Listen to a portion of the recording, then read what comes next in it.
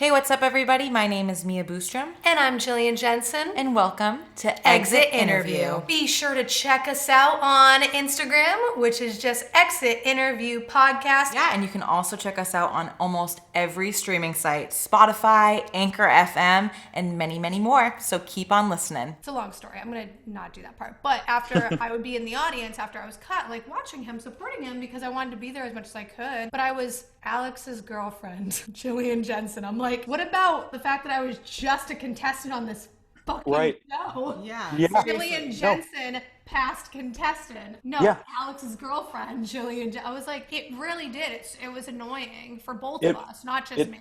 It becomes not about you. And that was Olivia's situation because she got out after the battles, during the battles. And soon it became like, oh, Britton's going to do this song and he's going to dedicate it to her. And then we're going to do a whole piece on it. And we're going to have her in the audience. And then we're going to bring her back and not tell him. And she's going to be in the Toyota commercial that they do. And she's going to surprise him. And we're going to give her and her mother 2 of Britton's tickets to the finale without asking Britton. I had family members that hadn't even gotten to come out and see the singing. They were like, we're going to let her stay for the finale. And I was like, I have so much love for her, but my grandfather hasn't even gotten to come. Like, why are these decisions being made?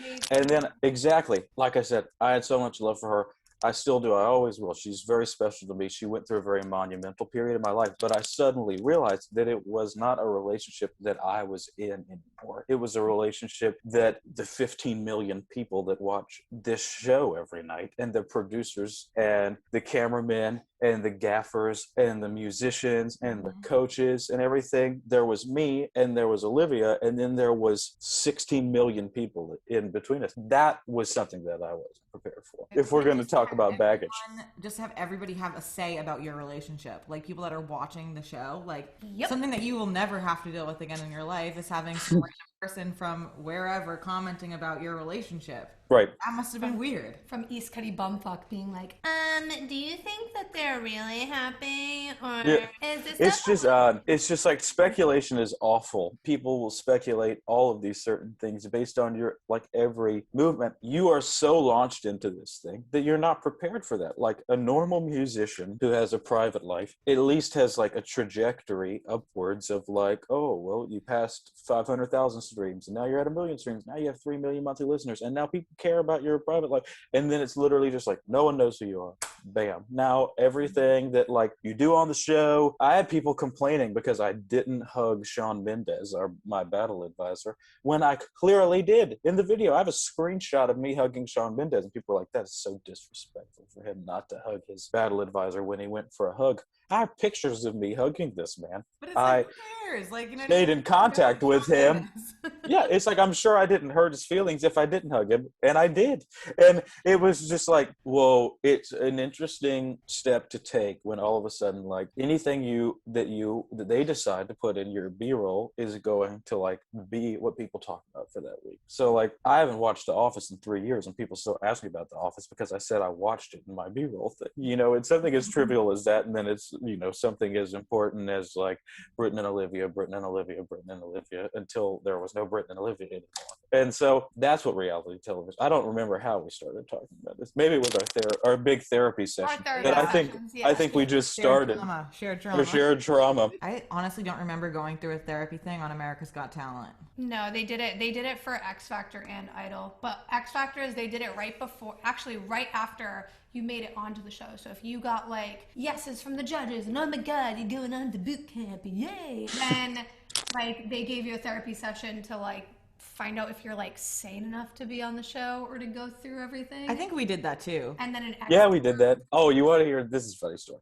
So I was 17 years old when we had to do this. We had to fill out a checklist. We had to be psych evaluated because they didn't want any crazy people. And so I was 17 and I did all of this checklist and turned it in and everything. And we go to this psychiatrist who I talked to after the show as well. Nice guy. But me being 17 was like, Mom, I think your son, because I'm an anxious person, I will go through depressive episodes. He was like, I think your son should maybe try a 6-month stint on Prozac, and if that doesn't work, maybe he should smoke a little marijuana. To my mother when I was 17 years old. The marijuana Oh my. But who tells somebody's mom at 17 that your son should be smoking weed? I Mom's don't like, know. Britton, we're leaving. We're never coming to California. Yeah, mom was like, what is this? We came from North Carolina. This man is telling me I should let my son smoke weed and go on Prozac. My mother that though when I was in high school. Well, my mom was like, this is weird shit. It was so funny. I forgot about that. Like I said, you start talking about it and you start remembering everything. Yeah. Wasn't that was when we were all in the rooms, right? During preliminaries? Yeah, this was pre. Lines. Yeah, and then they're like, now we're gonna psych you out even harder, and we're gonna make you wait for 4 hours in a room with a group of people. It's like, why did we do this? Why did we do a psych evaluation? Like, are you just trying to see if we're gonna crack at this point? Right. Like, was this really like, okay, are you gonna tell us if we're moving on, or is this part of the psych evaluation at this point? I feel like you and I need to go to a therapy class together. where are you guys at? We're in Massachusetts. Oh, are you there full time, Mia? Whole time. I left Nash. Me and my boyfriend are actually looking for houses in like South Carolina, Georgia. Oh, there you go. So I love there the you go. South. The South is so beautiful. I mean, like, the South has its baggage, but the Southern literature and just like the Americana of the South is something that I've always been so drawn to, hence my cowboy hat. Yes. And I always miss back home because I'm like, I just like the South in general. Like, Yeah. just I like, think we I'm such a always road trip miss guy. Home though, like I think Yeah. I've lived in a bunch of different places. I lived in Nashville, and I think that there's just something to be said about. Southern hospitality. I mean, yes, but I think there's something to be said about home. Mm-hmm. Like your home is always going to be like this warm place for you, and like Massachusetts is always going to be that place for me. So I think, yeah, I mean, the South is so welcoming and warm. That's also just your home, Like, Yeah.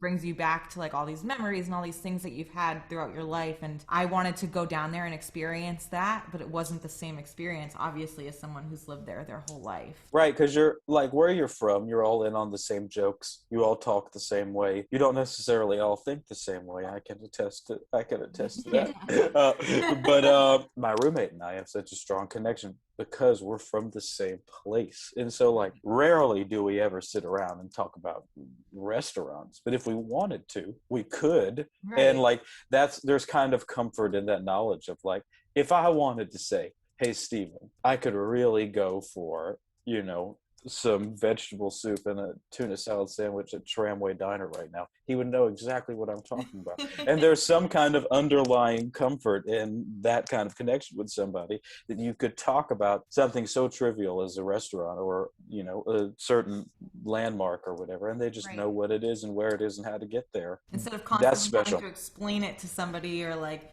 talk about it as if it's like this fictional thing no one's ever heard of. Right. Right. That's probably why I love the South so much. Is I was born there. I grew up there. I know what it looks like. I know what it feels like. But it's also why I love LA so much, is because I'm like surrounded by new and interesting people. But I always find people from back home. I always say you could go out to the middle of a desert with no one around for 600 miles and throw a rock and still hit somebody from North Carolina. We are everywhere. We're everywhere. It's just about wherever you're from, to be honest. Yeah. Like, You always like end up- it's not just Yeah. for you. It's North Carolina, but it's the same thing. Like Yeah. you go to any. That was. I mean, my best friends in LA were all people from like fucking Boston that I never knew in Boston. But Right. When else. Honestly, it's true, because I think that one of my closest connections on the show was Drew. Drew and I grew up. He's in Connecticut. I'm in Mass. Obviously he lives in LA now, but we had that connection of like being from New England and having those things. So I think that it's the reason why me and him connected as well as we did and are still so close to this day, is because you have those relationships. Like that person almost, the feeling of home is embodied in the people that you meet. So, like your roommate, like you feel like you're at home because he's from the same place you are. All of my friends here, coincidentally, not planned, they're all from the South. My friend Red is from North Carolina. My friend Brandon's from North Carolina. My friend Mike lived in New Orleans for a while. My friend Kelly is from Houston. My friend Caroline's from Mississippi. So literally, somehow, we're all Southern transplants that ended up in LA, and we just found each other. We're the best kind of Southern transplant because ideologically we're the same. And so we're never arguing about tax rates and So that's always nice. We're all musicians. I mean, I'm a big movie nerd too. So like people in the film industry, I love because I just get to talk to them about my favorite movies and all that kind of stuff.